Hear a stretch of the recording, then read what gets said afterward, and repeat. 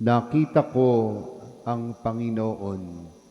Ito, mga kapatid, ang mga salita ni Santa Maria Magdalena sa mga apostol ng ating Panginoong Kristo. Kaya si Maria Magdalena ay tinawag na mga apostol ng mga apostol. Bakit? Sapagkat siyang naatasan ng ating Panginoong Kristo na magsabi sa kanyang mga alagad na siya'y muling nabuhay at siya'y babalik sa Ama.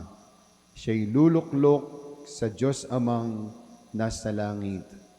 Napakalaking biyaya ito, mga kapatid, kay Santa Maria Magdalena para siya'y magpahayag ng muling pagkabuhay ng ating Panginoong Kristo. Sa simulang bahagi ng Ebanghelyo, nilalarawan ni San Marcos, ni San Juan, kung papaano si Maria Magdalena ay pumunta sa libingan ng ating Panginoong Kristo. Sabi niya, madilim-dilim pa ng araw ng linggo, naparoon na si Maria Magdalena sa libingan.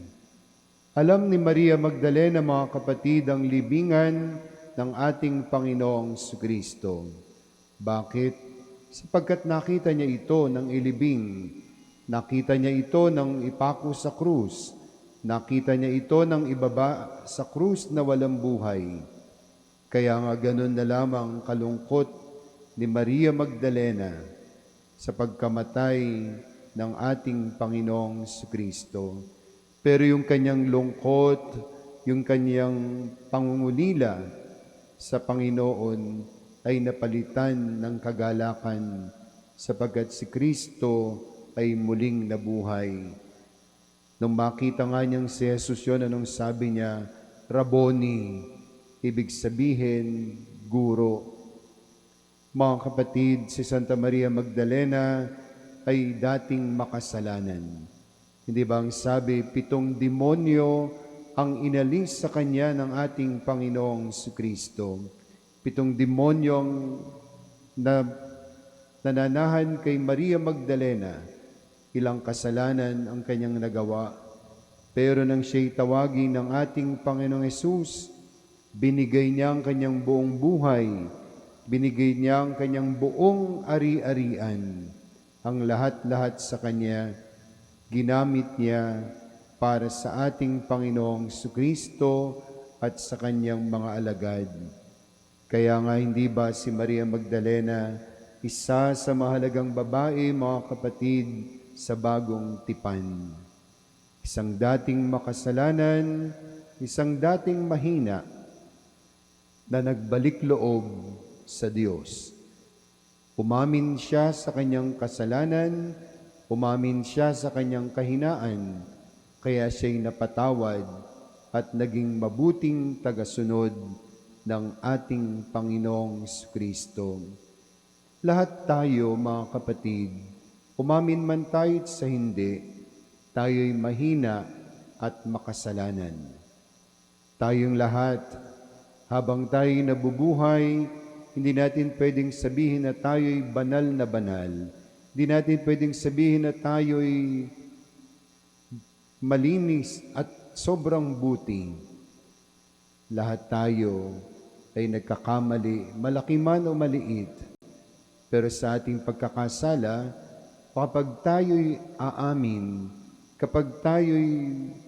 aamin sa ating kasalanan sa Diyos, tayo'y mapapatawad at tayo'y pwedeng gamitin ng Diyos para sa pagpapahayag ng kanyang kaharian ng mabuting balita, katulad ni Maria Magdalena. Kaya nga hindi natin dapat hinuhusgahan, hindi natin dapat hinahadlangan, mga kapatid, yung mga makasalanan na nagsisisi, yung mga kasalanan na umaamin sa kanilang kasalanan para makalapit sa Diyos. Kaya nga po ang ating simbahan ay bukas ang lahat ng pintuan para sa nais magbalik loob sa Kanya. Tularan lang natin si Maria Magdalena. Umamin tayo sa ating mga kasalanan. Huwag tayong magmataas, huwag tayong magmalaki na parang napakalinis natin at hindi tayo nagkakasala.